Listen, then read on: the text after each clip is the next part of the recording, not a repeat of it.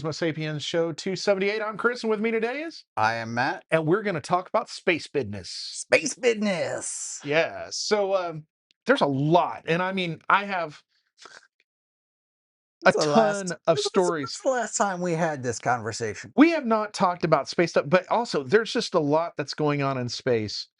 Um, I think we've mentioned some things that have gone on, but I mean, I want to there say Artemis 2 was the last time we actually did an episode on probably, space stuff. probably. So let's just go from the top, and we have like 6 pages of show notes or 10 pages of Wow. show notes on this. That's how much stuff there is. We'll see how much we can get done in an hour or two. Mm. So, I mean, like I said before, there's just been a ton of stuff going on in space.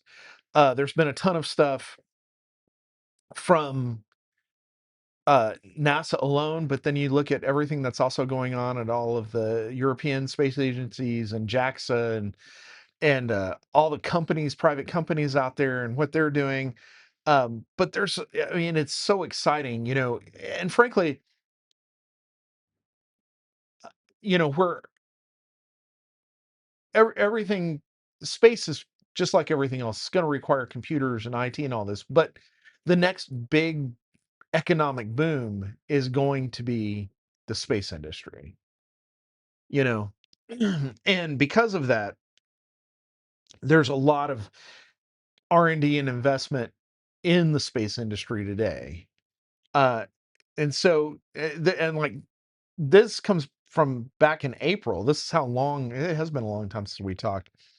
But Blue Origin, also known for blowing up their launch pad by accident at Cape Canaveral, or Vandenberg Space, or it's not Vandenberg, whatever they call Kennedy, yeah, Cape Canaveral Space Force Base. Um, they have demonstrated what they call the Air Pioneer reactor, which is really cool because what it does is it extracts breathable oxygen directly from lunar space dust or lunar regolith using electrolysis. So, about half the moon dust by mass is oxygen bound up with metal. And so, those metals are useful metals like iron and titanium. So, you have metal oxides. And the the process releases the oxygen for use as either breathable oxygen, as fuel, parts of fuel components, and then also unbinds the metal in the oxide. So you have iron, aluminum, silicon, and uh, available, uh, so that they can start manufacturing stuff out of it. So basically, not only does it provide useful oxygen for space habitats and moving vehicles and stuff around in space, it also provides the raw materials needed to build solar panels and habitations and everything. And they can all do it for about, it roughly needs 1 megawatt of power to do the equivalent, to operate, to be useful. So about as much power as 400 to 1,000 homes use in a year. That's impressive It is. It if it is. works. Well, they've tested on an actual, moon samples that have been brought back, and it works. So they can do it. Now, the issue is, one, how do we get it there? And, you know, on that 1 megawatt, what I don't get out of this is how much oxygen did it produce and how much, iron and silicon and Well, that's aluminum and that's what I'm saying. If it works, it's impressive. A sample here on Earth is one thing. When you scale these things up, is it still going to work well enough to be worth the investment and getting the thing there? That's yeah. Well, the and I question. think it will be because, one of the other things that I don't think 1 megawatt of power is going to be that big a deal either because they're talking about, um, you know, moving microreactors to the moon. They've even got some contracts out or RFQs out for, you know, um, space launchable nuclear reactor systems, salt-based nuclear reactors, so that they can power things on the moon. And I read an article the other day, and we might talk about it later in here, but by 2032, they want to have moved like 40 to 60 tons of material to the moon to, um, in reactors and habitation and all kinds of other stuff. And, once they get that there, this might be the ability, because once you have habitation modules and things like that, you can actually create manufacturing modules. And once you got manufacturing modules, if you have something that can turn moon dust into raw Usable materials, materials, yeah. then they can start manufacturing that. We're not moving all of that stuff to the moon again, which again it means that we're not, um, we don't have to bring extra fuel with us. We can send enough fuel for a one-way trip and then fuel up on that side and come back, as well as we don't need to bring, iron or finished products from Earth and bring it out of the gravity well to the moon, because they can manufacture those stuff. Well, and, I don't think that's going to 2032, that'll be happening immediately, but, within the next 50 to 75 years, it could very well make, a moon habitat, um, more self-sufficient than having to bring everything from the Earth all the time.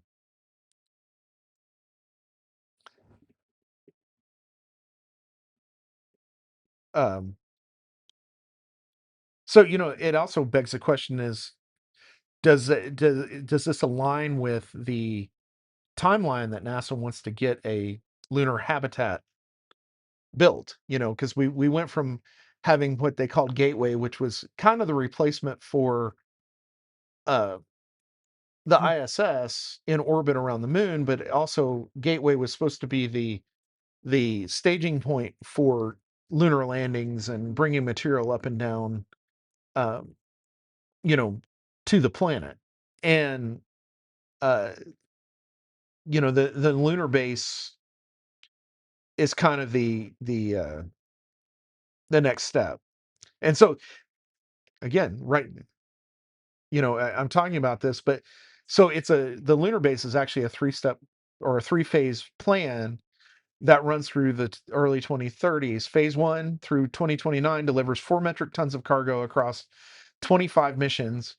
Phase two from 2029 to 2032 scales to 60 metric tons and adds power, comms, and habitation infrastructure. And then phase three, 2032 plus, targets sustained habitation with nuclear power and up to 38 metric tons of cargo per year. And NASA has already awarded contracts to Blue Origin, Astrolab, Lunar Outpost, and Firefly Aerospace for cargo landers, and then crewed and autonomous lunar terrain vehicles and a carrier spacecraft for JPL's hopping moonfall drones. Which the drones are supposed to map the surface at a centimeter scale resolution and hunt for water. And they've also talked about, in recent plans, that they're creating a moon-based perimeter. You know, what is the perimeter that we're going to say is the U.S. moon base?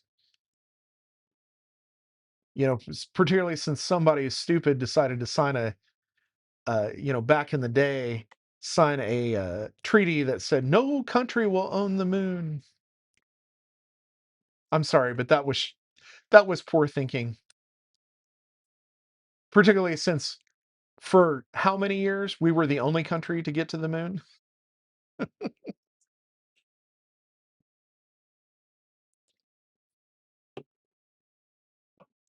Well, and I think there's a difference between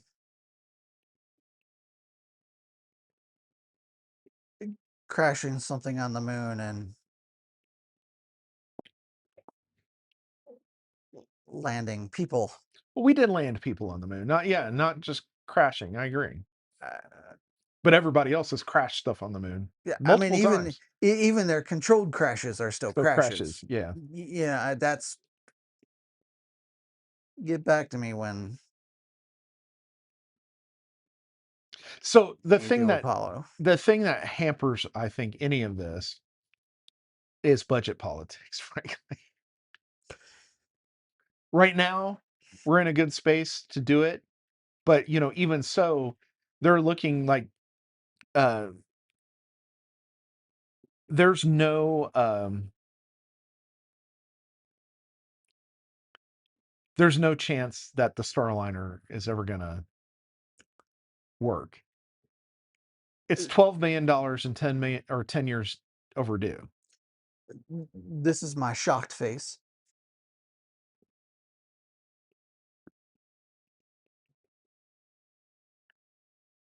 Can you show our listeners your shocked face?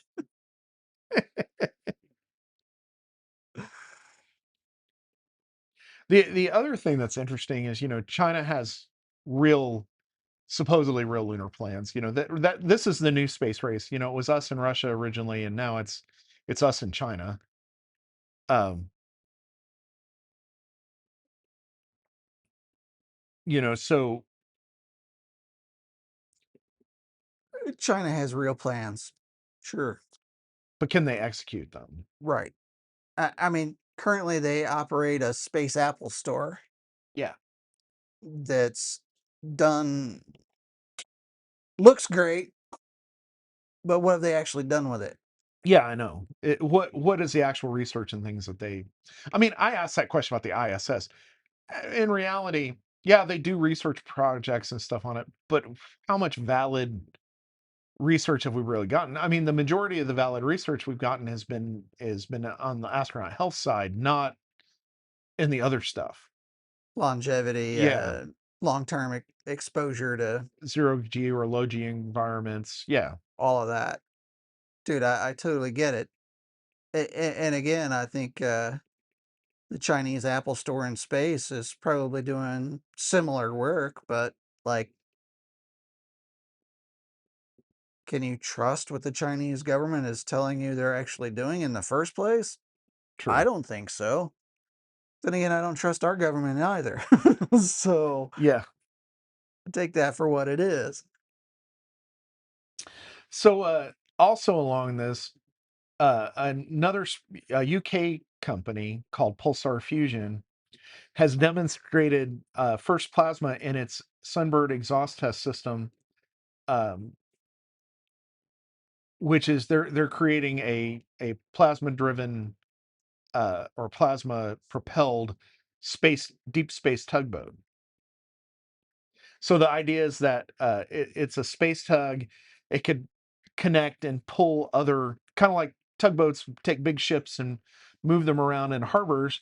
This in could move larger spacecraft without expending, methane or other volatile fuels around in orbit or around space stations and stuff. So it's an interesting concept. If it works. Yeah. And that way they don't have to carry full chemical propellant loads either, for maneuvering and thrusting and all that other stuff. Now, how many, the questions you have to ask this is how long is this going to take? Just because we have first fusion, when do we get to the point where we have a space tug that we can tug shit around with? Looks good on paper. And and fusion indicates plasma too, or plasma and fusion together. There's lots of people claiming first fusion. Is this company going to be the first to actually, get a fusion engine working?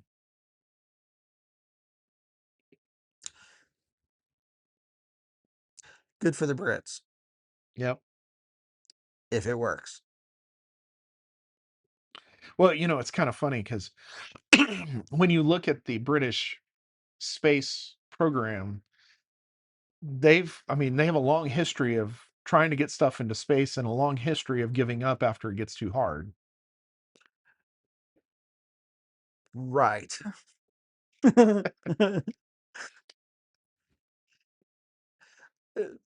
Mainly because, well, Well, I mean, this plays into a lot of things that are going on with Great Britain and the European Union. So right now we have this whole thing about data sovereignty going on, and we don't want to hold our nationals' uh, government data in Amazon or Microsoft Azure, and all of these platforms are owned by different companies. Well, the fact of the matter is you're going to either put them in US companies or you're going to put them in Chinese companies, because they're the only ones who really have cloud services if you're going to use cloud services. And then on the same thing's going on because everybody is doesn't want to miss in on the space economy.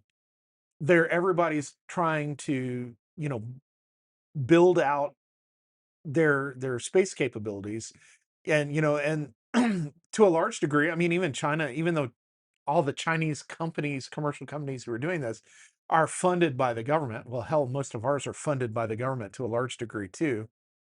um they're trying to follow that same model, and so instead of the government actually doing the research and creating it, they're trying to get private industry to do all the work, so that Great Britain doesn't get left behind, or the European Union doesn't get left behind. And trust me, the European Union is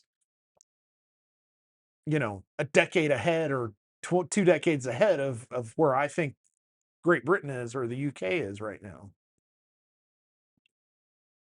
because a lot of the UK's efforts in the 60s they just gave up on. I mean, space is hard, it costs a lot of money. eh Maybe we should look at healthcare and dental. Let the Yanks do it.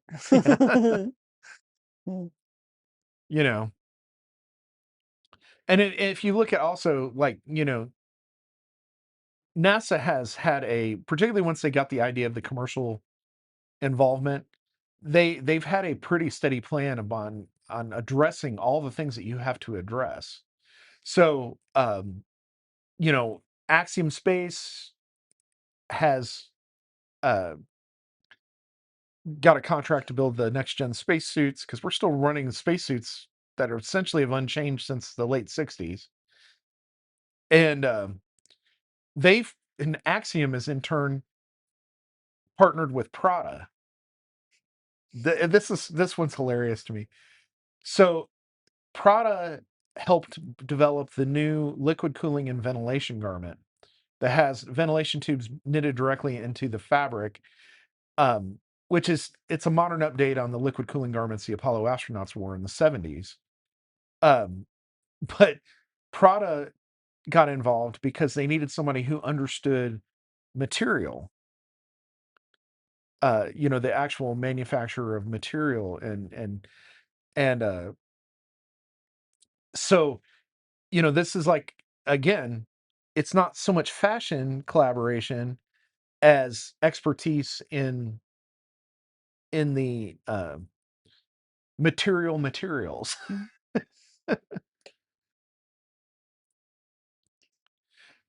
And then, also they can then say, well, we have a product as part of the space program. How long will it be before Prada commercializes it? You too can get your own Prada cooling garment only at the Prada store for $250,000. Only the most chic are wearing Prada space garments. Otherwise you'd get the Walmart diaper.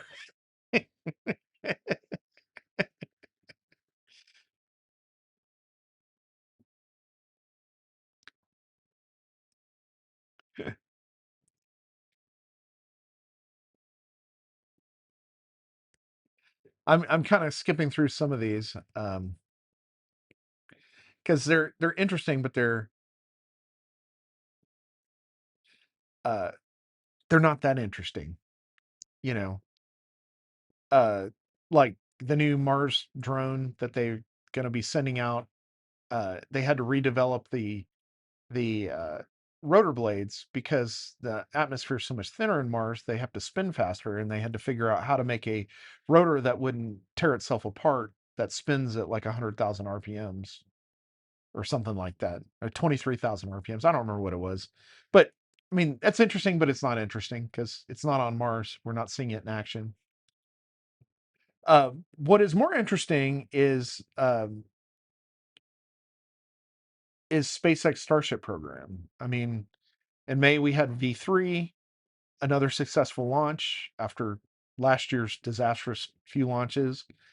Um, they've done several wet dress rehearsals. V3 launched for the first time on May 22nd, and they made that was based on a whole bunch of changes being made, particularly about how the avionics work, how the thermal protection works, how the engines are designed and everything else. Um, One of the big things is that they were testing the suitability of the orbital refueling hardware, um, which is the next kind of step that the Artemis program needs, because they only can launch one more technical Artemis rocket. Then they have to go to the SpaceX Starship or a Blue Origin New Glenn, and New Glenn is way behind Starship. They New Glenn hasn't had a successful launch yet. Starship's now at least on its fourth or fifth successful launch, and by the end of the year, Starship will have probably had uh 9 or 10 successful launches of Starship. So you know um and I think it's interesting, the design purchase, because again, I'll reiterate, SpaceX has largely been successful with both the Falcon rockets and Starship because they iterate. You know, we launch it, whether it's a good launch or bad launch, we learn a lot of good things. And then the next rocket we change to make more successful. And then they iterate to a point where what they're doing is so consistent, but it's not like they're stopping iteration even after it gets consistent, and they're doing, real launches with real payloads. And whereas New Glenn has taken the traditional approach, we're doing a lot of engineering work. It takes a lot of time. We're trying to validate as much stuff on the ground. Uh, but our cadence of launches are not a lot. Now, that being said, Blue Origin's cadence of launches is frankly a lot faster than the government doing it with Boeing. So, You're not wrong there. you know, I keep asking myself, what would this look like if this were a NASA only operation?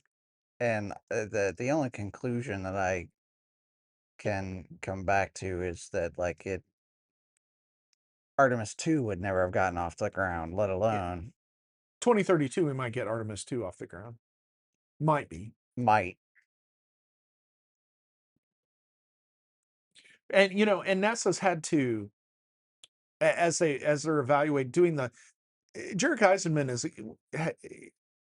has been a good choice as the director of NASA. And part of it is because he's been able to focus everybody, and also be the focus of the hard decisions that need to be made from a budget perspective. What can we use for all the money we've already spent? What we can't use? I mean, like they had people building gateway modules to send into space, and you build them and they pressure test them, and then they sit there until they can get them in space. And Artemis was not going to get them into space anytime soon. And they found that the gateway modules are corroding, you know and so what can they do with those? Now some of them are repairable, but some of them that they built are not useful. And they've looked at the ISS, and the fact that we're probably going to need the ISS for longer than they're already saying, instead of 2030 to 2032. But then they also told the guys who were supposed to be building the new Leo, um, that's low Earth orbit, not law enforcement officer, but the low Earth orbit, commercial space station replacement, uh, that look, I think you guys need to. You're not going to get anything in time to, before and even in 2032. Eh, Why don't you start building modules that can attach to the ISS? Because frankly, that's the way I would do it. Let's get modules built, and then as old modules, like the Zvezda module, which keeps leaking, and they basically have had to shut it down and keep it depressurized. Let's let's start building new modules that we can attach to the existing station, that can then replace the old modules, and then we can either keep or jettison the old modules, you know? It seems like a space station should be modular. Um, and yes, there are issues that you have, like if you make you know, your docking port design can over time become limited because, but you know, even that can be overcome in a modular design because what you do is, so yes, this is our docking method today, but if we have a better idea for next time when we add another module, it can have that capability. And then as we get rid of the old modules that have the old stuff, all the new modules have the new capability, you know. Let's design space stations like Lego blocks. which was kind of the idea behind ISS in the Mhm. first place. Well, that's the funny thing about ISS. They were continuing that strategy with Gateway before they decided that they would do the lunar base first and not worry about Gateway, which I think is frankly, why am I building a space station in orbit around the moon and then I'm going to use it to build a moon habitat, you know, and and everything. So, you know, it's an interesting thing to do. Um Plus, that new space station was going to be called the Axiom Space Station, which has a very peculiar acronym. yeah. Yeah. We're flying up to the ass.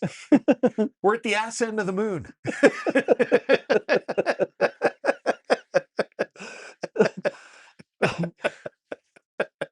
The minute I heard that's what they were gonna call it, I was like, "You've got to be kidding me." Hire any 13-year-old, and they'll tell you that's a bad idea. Yeah, did they go to a junior high? What if you think about calling the new space station the Axiom Space Station? ASS for sure. And if they go, yeah, that's great, then you know it's the wrong It's a place to bad go. idea. Yeah. So, also, you know, talking about China too, is that NASA expects in 2027 that NASA will, or that the Chinese Space Agency will have a crewed mission go around the moon, you know, similar to the Artemis 2 mission. Maybe not as far away around the moon, but, you know, a crewed mission to orbit the moon and come back to the Earth What year is this? next year, 2027.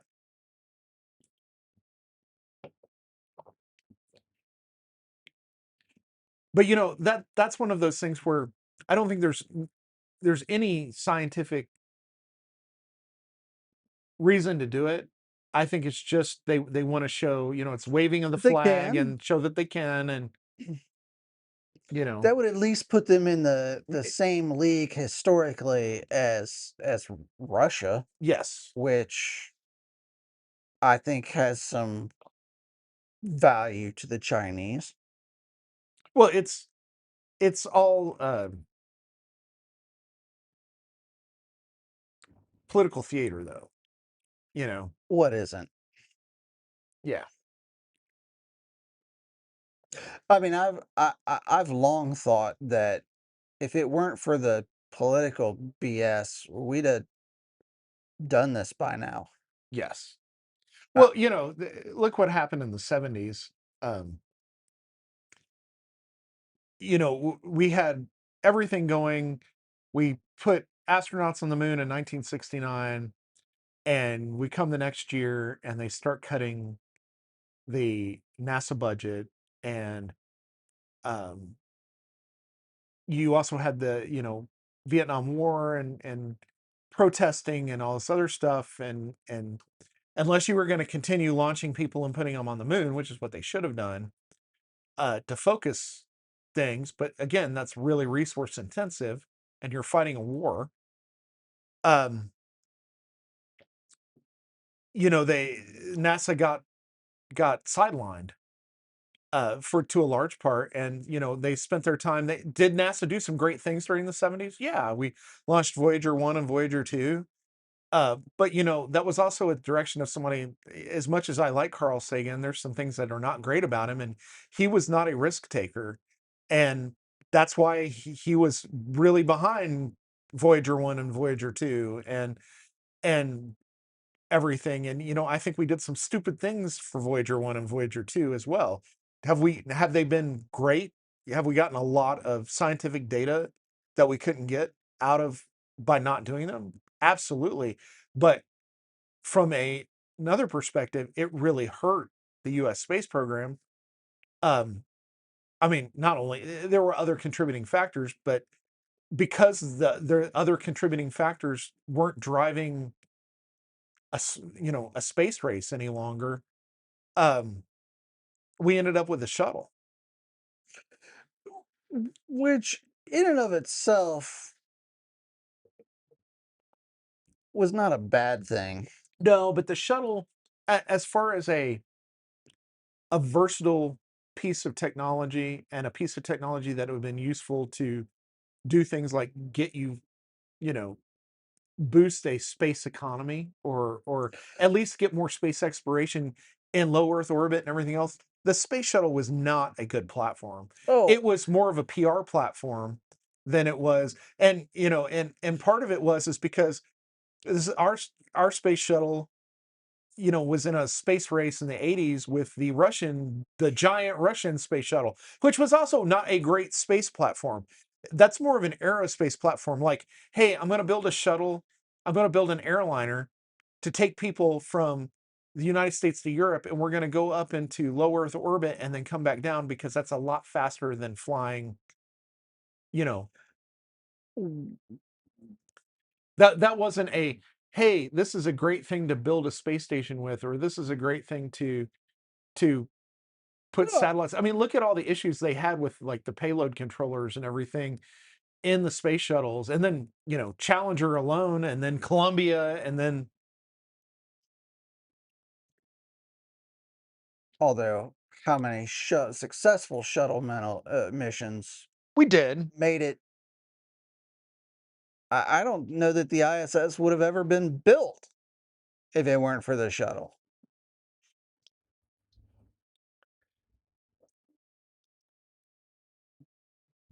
Well, what was the first module? Because I think the ISS, the first module of the ISS was put in place by a Roscosmos rocket. It was, but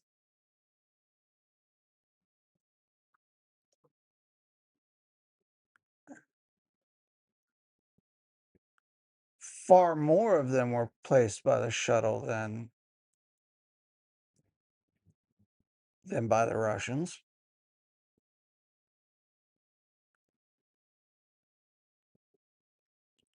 And then the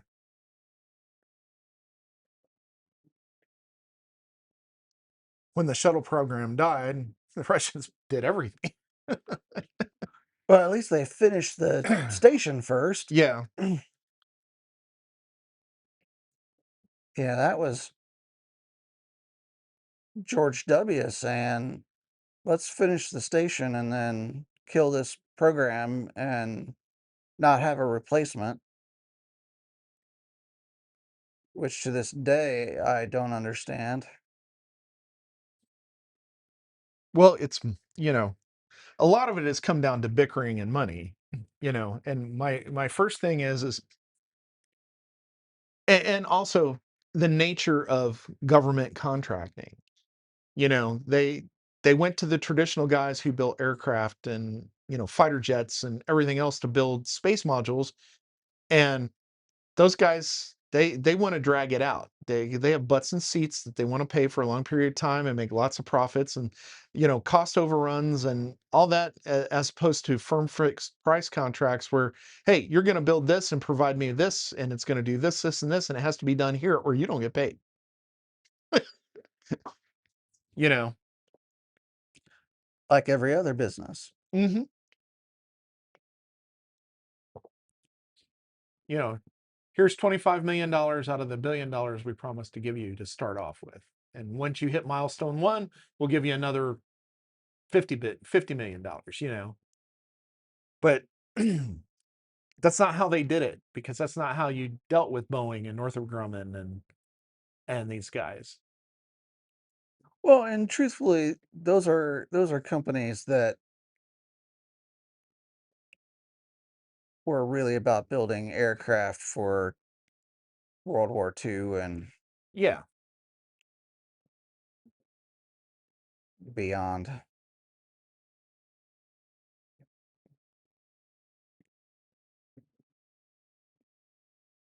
where you weren't necessarily proving a frame could do something that hadn't been done before.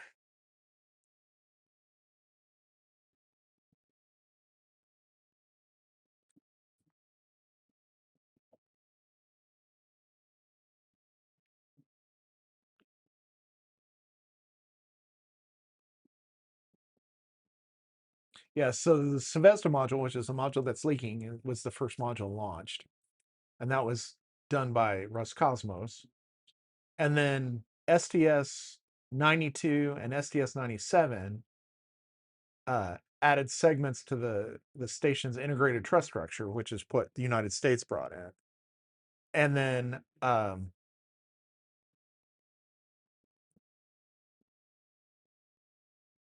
Soyuz brought the Piers module. Discovery, Atlantis, Endeavour brought Destiny and the Quest airlock, and the robotic arm, the Canada Arm 2. And then, Which they finally just had to repair. yes. And then in 2003, Columbia blew up. And so they grounded the space shuttle fleet, and then they didn't start adding more stuff until 2006 with the Atlantis on shuttle mission 115. And that's those were the beginning of all the solar arrays.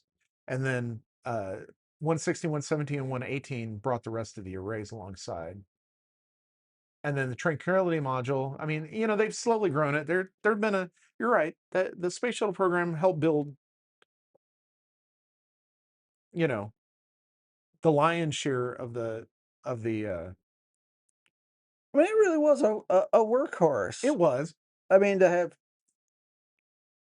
2 critical failures out of 100 plus missions, Yeah. I'll take it. Yeah.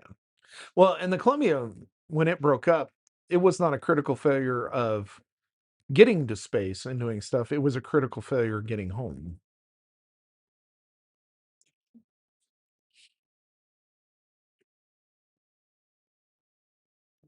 So I don't know. I mean, it's interesting concept, but it definitely the 80s were much more space centric than the the 70s were, in the sense of Well, of I mean, the last man on the moon happened in '72. yeah. So, I mean, you basically had But you had like a 10 Columbia launched in '81. one. Yeah. You had about a 10-year period, because Columbia launched at the end of 81.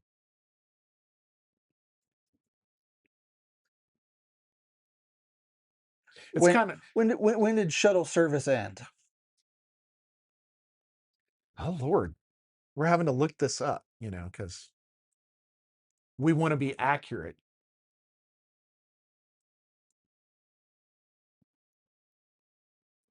And I'm actually looking this up. I'm not asking a AI.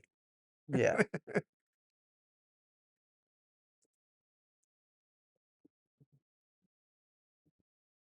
Guess mid to late 2000s. 2011. Fair enough. Okay. So, from 2011 till Actually, I didn't realize the space shuttle program was older. It actually started in the program started in 72. The first crewed flight wasn't until STS-1 in in 81. 81. And then the last flight was STS-135 on June 21st, 2011, and they had 133 flights. The problem is SpaceX has had more than 133 flights in the first quarter of this year. Right. And again, that's because you have a private company that's vested in actually getting it done rather Yeah. than playing political games. Yep.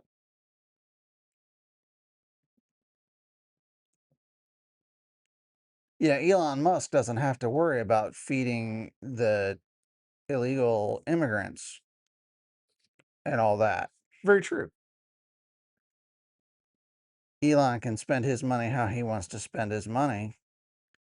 And if people don't like it, that's what Elon would call a you problem. Yeah. But NASA could still spend some of its money in a better space. Like, forget the idea of moving a space shuttle from one place to another once you've already given them away. Well, the other the other Because the other does problem Houston with really that, need one?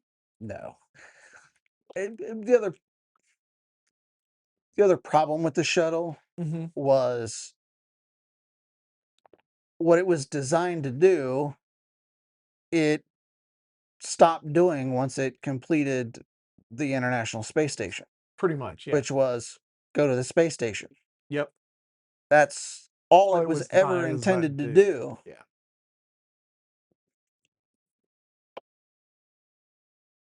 It was supposed to make it to the Von Braun wheel in the sky, and other vehicles would go from the wheel to the To the moon, to moon. Or Mars, yeah. to wherever else they were going to go. True. Speaking of budgets, Roscosmos, because the war in Ukraine sucking their budget away, and they too have had an error and basically destroyed their main launch pad for the Soyuz rocket that goes to the International Space Station. They are now, uh, and the fact that they say foreign partnerships, but the reality is with the U.S. not buying flights on those rockets anymore, they've approved a plan to basically sell advertising on their rockets. We've talked about this in the past. Yeah. Because I mean, NASA has talked about it too. Sponsors to help pay for, have a big Nike swoosh on the side of an Artemis rocket, and I mean, McDonald's, S SpaceX is bad enough you know, slapping their logo everywhere. It's yeah, but they're slapping it on their stuff. and I get it. I mean, Boeing puts Boeing on there's a huge, if you look at the Starliner, there's a huge Boeing graphic on the side of it. I mean, don't, but it's their stuff. That's the same as you buy a Ford truck and it has Ford on it, or you buy an Apple computer and it has Apple on it, or a Dell and it, you know, I have no problem with I have no that. problem with that. But when you start talking about Artemis 3 as sponsored by Kroger, Yeah. now I have a problem. Or all the food stuff at the space station is provided by McDonald's. Get your chicken nuggies in space. Now, when Pan Am gets us a clipper to the Von Braun wheel, then we got something else to talk about. Yeah. But I think it's funny that, they've had to do it.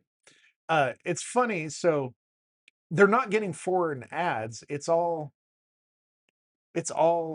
local Russian businesses.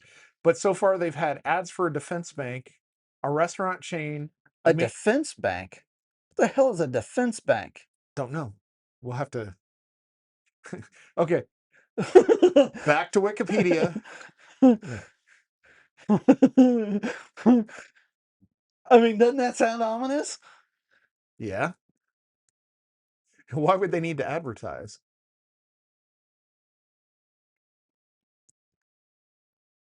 A Russian defense bank, this is according to Wikipedia, is a financial institution that provides loans and financial services primarily to companies primarily involved in Russia's defense sector, which also pays for Roscosmos. So that's what a so I'm not going to even say. So the Prums Zviaz Bank PSB is a state-owned Russian state-owned bank designated as a supporting lender to Russia's defense industry. So the government's created a bank to lend money to the government to build shit for war. There's I just mean, not something redundant about that. it's my point. That'd be like Pentagon savings and loan. Come on now. We did have federal savings and loans for a long time. Look how that went.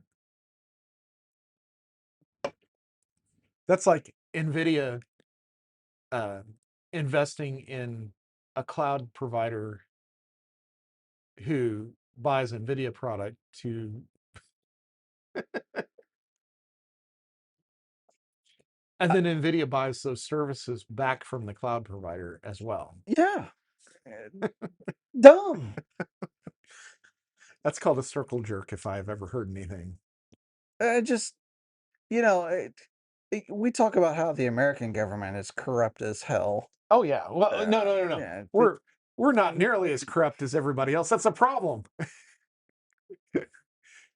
They look like Boy Scouts.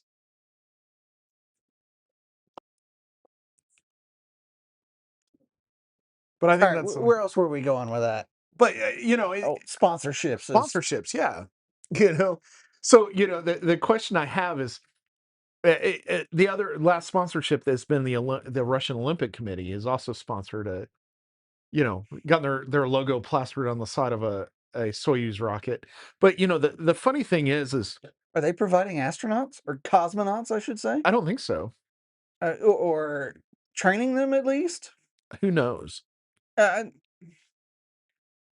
I joke about Artemis 3 as sponsored by Kroger, but I mean, NASA has floated that, you know, in the past, like Jim Bridenstine, when he was the director of NASA, they talked about let's getting sponsorships, you know, and but the problem with that is that that was NASA being NASA before we're like, you know what? The smarter play is let's encourage SpaceX and Blue Origin and these Blue private Origin. companies Yeah, and then buy services from them like we buy Boeing aircraft and right. everything else. And Build an actual space industry that's yeah, but so while I don't think that we're going to see, you know, Kroger's logo on the side of an Artemis rocket, there's a great meme out there where there's like an Artemis rocket and it has all of these logos for companies on the sides of I it. want to see the astronauts looking like NASCAR drivers. But what you bet that the, you know, Axiom Space comes out and there's a big old Prada patch on the side of their spacesuit. You know, there'll definitely be an Axiom Space mark, but you know, what's to say that, you know, the companies who are Have you producing, seen those suits? They yeah, look pretty. oh, they look pretty sweet. Well, and then they have the like duty uniform too, Yeah. which is pretty sweet looking too. Uh, it, as a matter of fact, they look like a more stylish and modern version of the Space 1999 outfits. Yeah, they do, which is probably why I like them so much.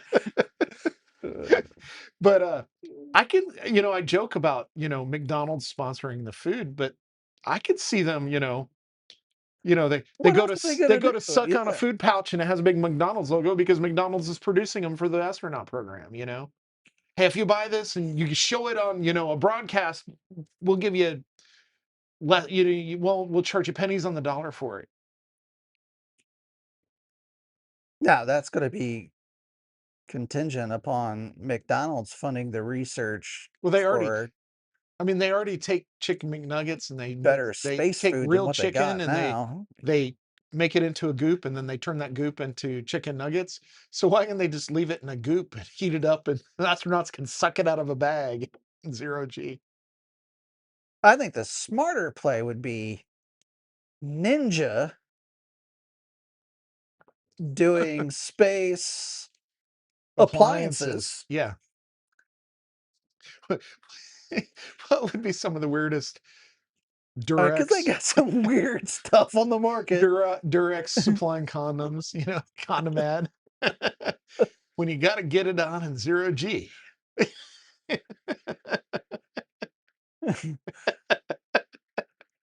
Give me time. I'll come up with a better tagline, but Yeah.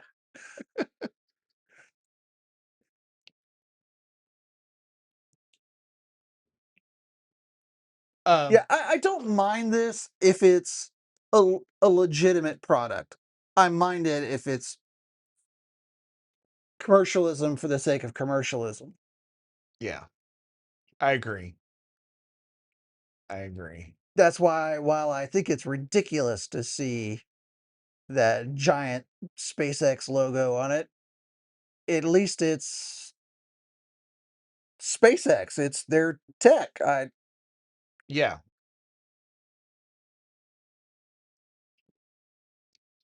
I agree. So it's kind of interesting. We talk about that and we joke, but as we create a space industry, like Firefly Aerospace just bought Iridium. Iridium satellite phones, and Iridium has internet service too. Um, to compete, and we're starting to see the space economy happen. Starlink, lion's share of money that goes into SpaceX comes from Starlink. Um, Amazon with their Kuiper program, and they're trying to launch a competitor to Starlink. And I want competitors because right now Starlink is a one show pony, and they kind of do what they want. And while they seem benevolent one day, they kind of suck other days, just like any big company can when you own the space. And Firefly, they saw um, an opportunity to buy Iridium and get in that space without having to throw anything up there, because none of Firefly's current rockets could put another satellite in space. So they're buying something that's already there. Um, but when we talk about that, what's the next step?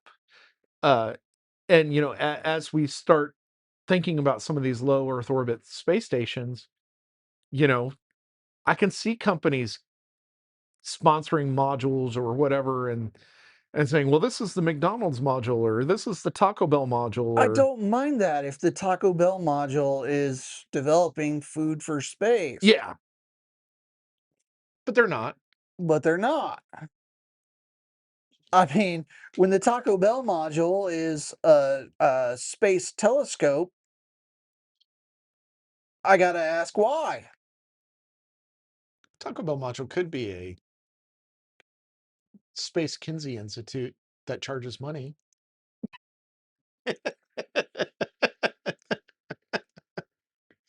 It, and Or is that again, one called Bell's Taco? what would Taco Bell get out of that other than Advertising. Chutzpah.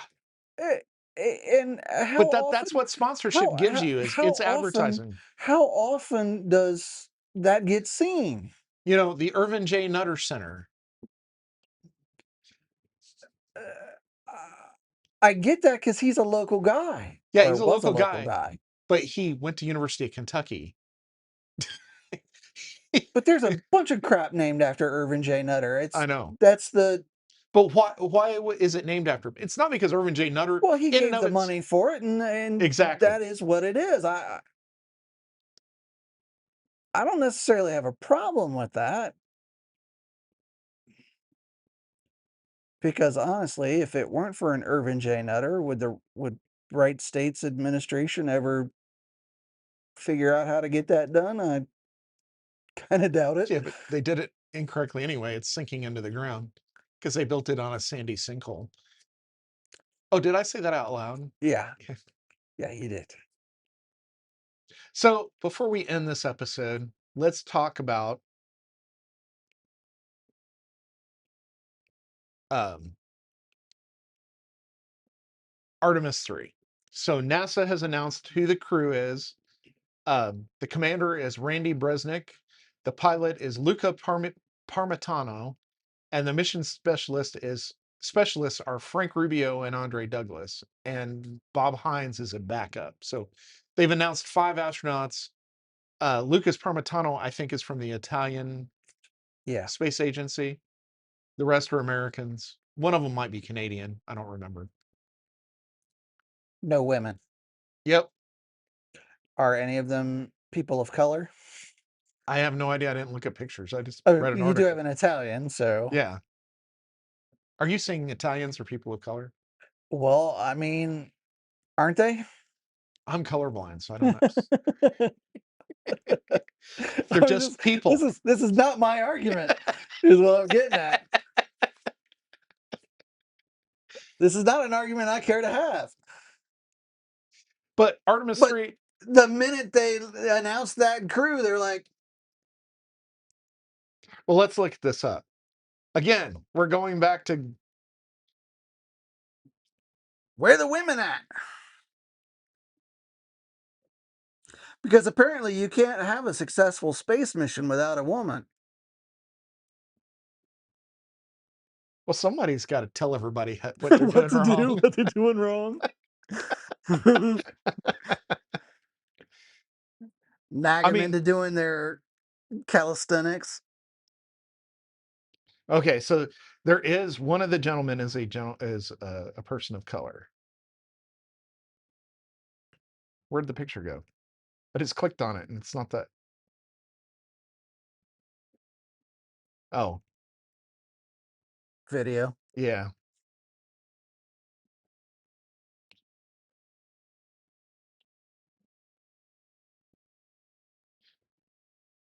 Andre Douglas is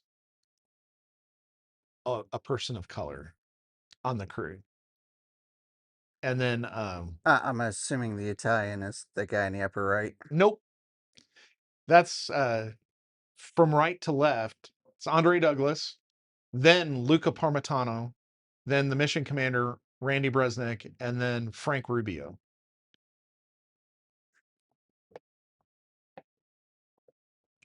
Is that a? Oh, it's just a. He's been out in the sun. Yeah, exactly. Okay. He's got a nice tan. He's Yeah. probably from Florida. Yeah. Okay. Fair enough. So we checked one box. Yeah. Well, and And one of them has to be trans.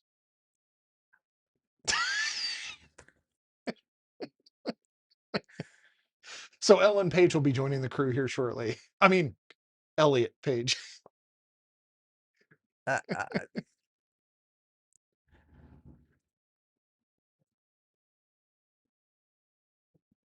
heaven forbid we build a crew based on meritocracy and Capability. So, what they contribute. so this is the last. They have no more. So the Artemis rocket, somebody back, you know, when they decided to do the Artemis program, thought, hey, we have all these extra shuttle engines and we'll use them for the Artemis rocket. And so the final two shuttle engines for the Artemis are Artemis 3. They can't launch anymore because they don't have those shuttle engines and they're no longer manufactured. Um, and so, um, That was the whole problem that I had conceptually with calling it the Artemis program. So, uh, what happens for 4? You're going to make it with a whole new rocket. So, Artemis 4 is going to be Artemis 1B because they're going to have to start all over in making sure all this crap works together. So, what's the purpose of doing Artemis 3 if that's the end? I mean, sure, do it, but drop the lander. There was no point in doing 2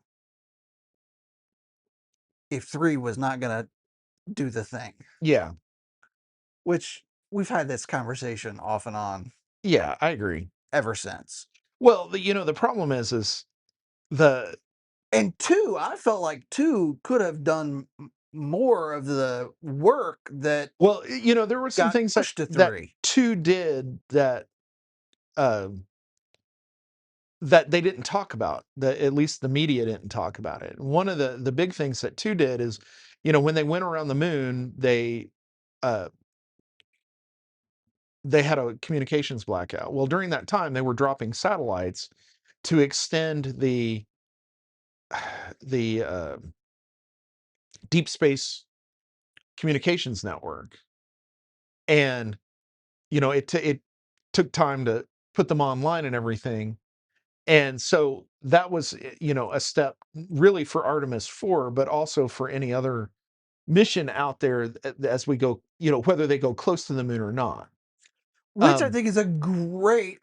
We talked about this too. Why didn't you just drop a bunch of Starlink satellites along the way? yeah, I mean, there's no reason why there's a communications blackout on the dark side of the moon. on Yeah, the dark side of the moon. yeah, And and if they don't learn that the first mission to Mars had better be dropping Starlink satellites along the way, yes, yeah. because So that's the bigger thing that I think it's interesting. So it really didn't matter if the Artemis 3 rocket or Starship, which is really scheduled to do Artemis 4, the real launch, and Blue Origin is also in there, although New Glenn isn't certified for anything. I mean, Starship technically isn't certified yet either, but it's a lot closer than Blue Origin. Um, but the it was this other module that's supposed to contain the lander that is not even close to being ready, that NASA has dropped. So regardless of what's going on, whatever is the payload fairing for the lander. so. There's no such thing as Artemis. No, 3 is well, it. no, I mean, the program is actually known as the Space Launch System program, not the Artemis program. It's just the rocket was known as the Artemis rocket. Um, So there will be no Artemis 4. Not really. I mean, they're calling the mission Artemis 4, but it won't be on an Artemis rocket. It'll more than likely be a Starship. Dumb. But at least they're being aggressive enough about this, that launch is cadence is that this Artemis 3 is going to happen in 2027, as opposed to, hey, we did it, we got 10 years. Because we need to secure, $40 billion in tax money for our budget so that we can spend $100 billion and be 2 years over.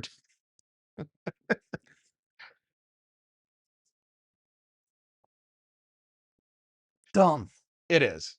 I mean, I think it's exciting what's going on, but Mark my words, when Artemis 3 launches, I'll be sitting here all day with at least one of these screens watching NASA TV all day. oh, I will. I'm going to watch it. Oh yeah, no, I will too. I will. Is it dumb? Yes, it's dumb, but I'm going to watch it. Yeah. So let me make sure.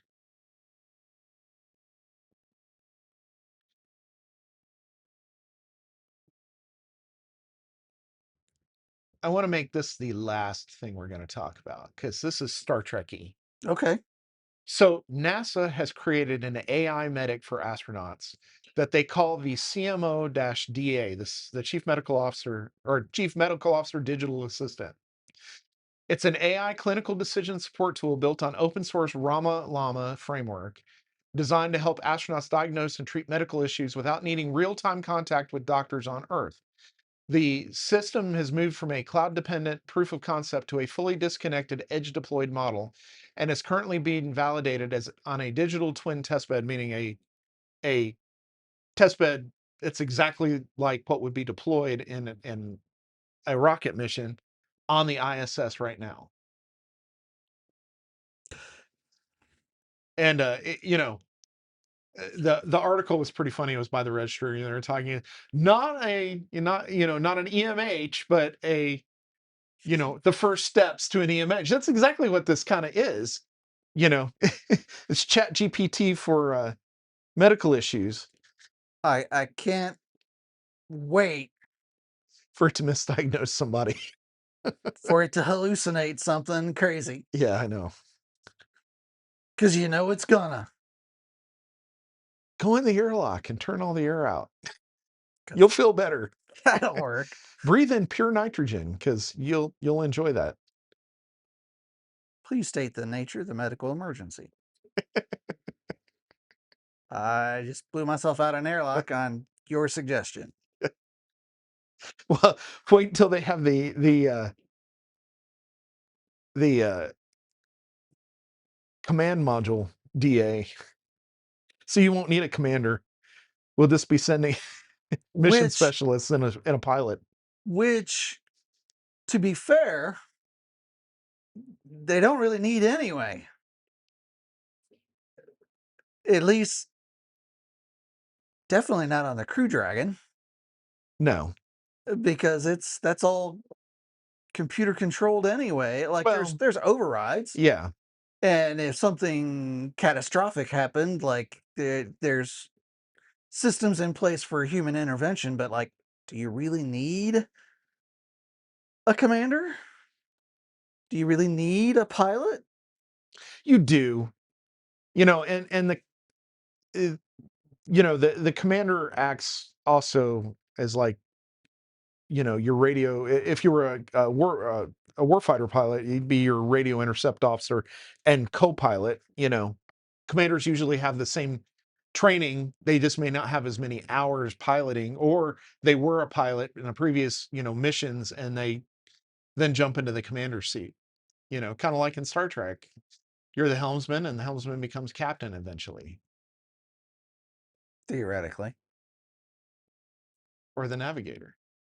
Or you're the navigator, and then you become the helmsman, and then the helmsman. Or the navigator becomes chief of security Yeah. somehow. Or your chief of security becomes your tactical officer, right? That makes a lot of sense. Yeah. We digress. Indeed. So I think we'll end it there. So please give us your feedback. Let us know what you're thinking. Send it to GizmoSapiens@gmail.com, and we'll see you on the digital flip side.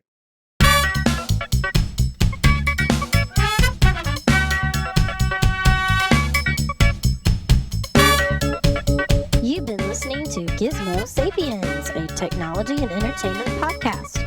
You can reach us at our email address at gizmosapiens@gmail.com. That's GizmoSapiens@gmail.com. We'd really love to hear from you, and we'll see you next week from the digital flip side.